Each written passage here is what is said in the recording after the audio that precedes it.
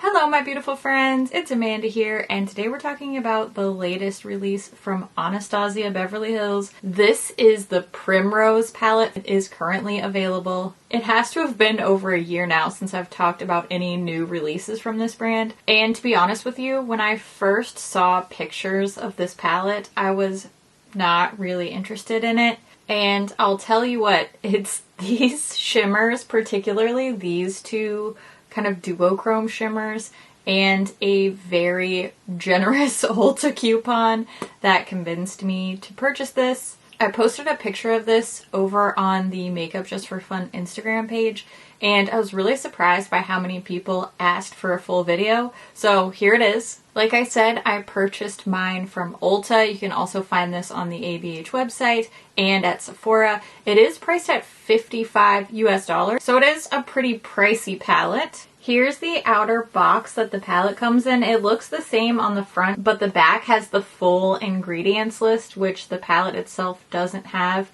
Don't skip this part though, because there are quite a few of these shadows that are actually pressed pigments that have the not intended for use in the eye area warning. I do discuss that more in depth in my ColourPop wine collection video, so if you have no idea what pigment warnings are or what patch testing is, you can always go and check that video out for some more info on that. So I just wanted to point this out, and if you think that this is silly and you don't care about it at all, then just ignore it. But I'm going to point it out because I care about your eyeballs and I want you to be safe and healthy and happy. And yeah, let's move on to the palette now. The palette itself has a similar textured look. Gone are the fuzzy fabric palettes. Who knows if this will stain, but it does seem like it's going to be a lot easier to clean off. And as you can see, a lot less info on the actual palette versus the box. This is a heavy duty cardboard. It does have a magnetic closure. And just FYI, if you can't tell from photos and stuff, these little corner pieces are just printed on. They're not actually metal. There is a nice big mirror inside here. Looking at the inside of the palette, you can see the two blush shades off to the side here. And then we have 10 eyeshadow shades. We have 4 shimmers, 2 of which are quite shifty duochromes. And then the other 2 are just very foily metallic shades. We have 5 matte shades, and then we have 1 matte with glitter. Now I want to show you a size comparison for this Primrose palette with one of the more standard ABH palettes. You might be more familiar with the size of this. This is the Soft Glam palette. So Primrose is quite a bit longer. It's also a little bit skinnier, and it also has a slightly slimmer profile. Just to give you an idea, I think a lot of people have at least seen these in store if you don't already have one. So hopefully this size comparison is helpful to you. While we're comparing the size of the Soft Glam and the Primrose, I just want to point out the eyeshadow pan size. The Primrose pans are much larger. They're still the square shape, but they're just a lot bigger. Now let's go ahead and take a look at some swatches of this Primrose palette. I am going to show you both finger and brush swatches. Finger swatches will be on top, and then each corresponding brush swatch is directly below. So let's take a look at the Primrose palette swatches now. I'm just going to point out the obvious. These shadows swatch absolutely beautifully, and I think you'll notice that the brush swatches are even a little bit better than the finger swatches, which I've found to be a pretty good sign of performance on the actual lid. The main exception being the purpley shade called Primrose. That's the matte with glitter. I think that one applies better with the finger swatch. But overall, mattes and metallics are very consistent, beautifully pigmented, and just overall really, really pretty. Now that you've seen the palette swatched, I do want to give you just a handful of comparisons. This is a neutral palette, so there are probably a million different palettes that would be a good comparison with this Primrose palette. However, I just picked the 3 that I thought would be the most similar and palettes that I think are really likely to perhaps already be in your collection or already on your wish list. And then maybe if there are still a lot of comparisons that you want to see, we can do some over on my Instagram stories. I do like to take your requests for comparisons every now and then. I'm going to be honest with you, this is a very, very busy time of the year for me. Personally and professionally, everything really kicks off for me in the fall. So I like to be able to dedicate a good chunk of hours to doing comparison requests. So if you don't see as many of those right now, that's why. But if you're interested, I'll try to do something like that soon. In the meantime, let's take a look at 3 comparisons now. This comparison honestly really surprised me. I was expecting Soft Glam to be a lot more toned down, and I think you can tell it is overall softer, and Primrose is rosier, so they are aptly named, but in general, not a huge amount of difference in the shades here.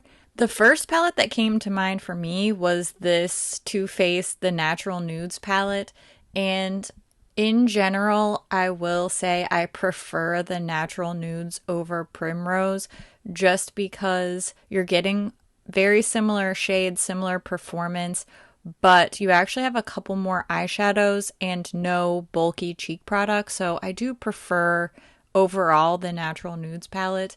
And this Bare Necessities comparison really shocked me. Aside from the 2 kind of peachy mattes, these are very, very, very similar in shade, in texture.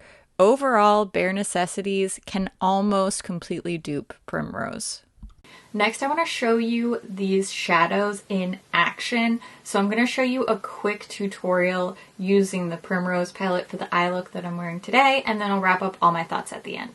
I'm going to start with the cheek products, and I'm actually going to mix these 2 blushes together.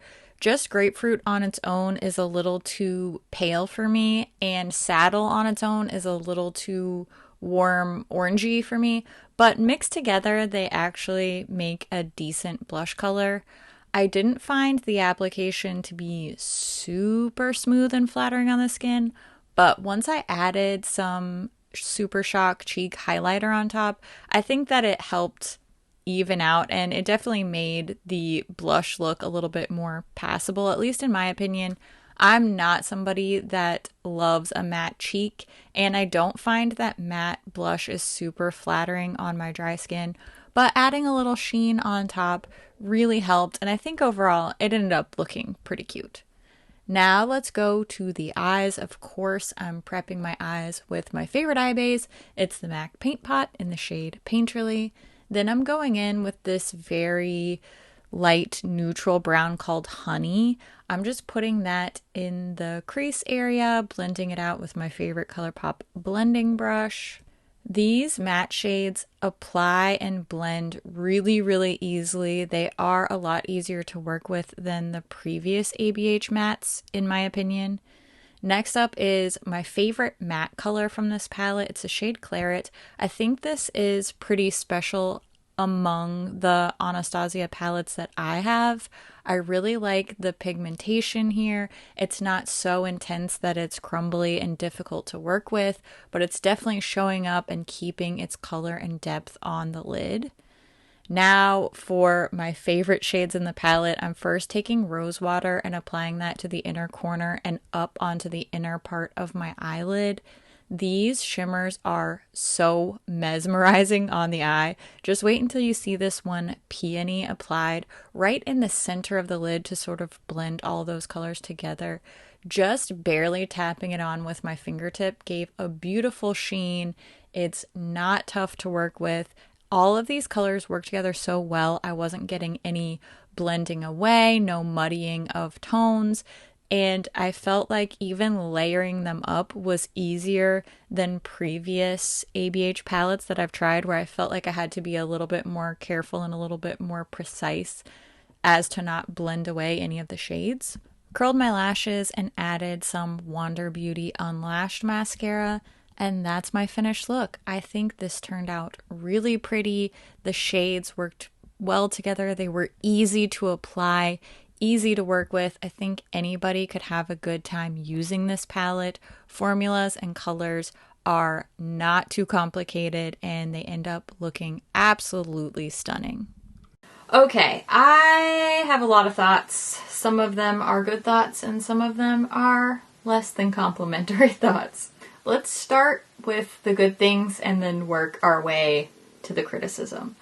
I love my eye look. I think it is beautiful. I can't stop staring at my eyeshadow. And I love it when I can get distracted by my eyeshadow. It's just smooth and shiny and beautiful. I love the colors. I love the formulas. This is, performance-wise, a really outstanding eyeshadow palette. I think you could tell from the swatches, especially these metallics are just, wow, a vast improvement from the previous shimmer shades that ABH has released. I think the mattes are also an improvement. The swatches aren't quite as impressive as their older palettes.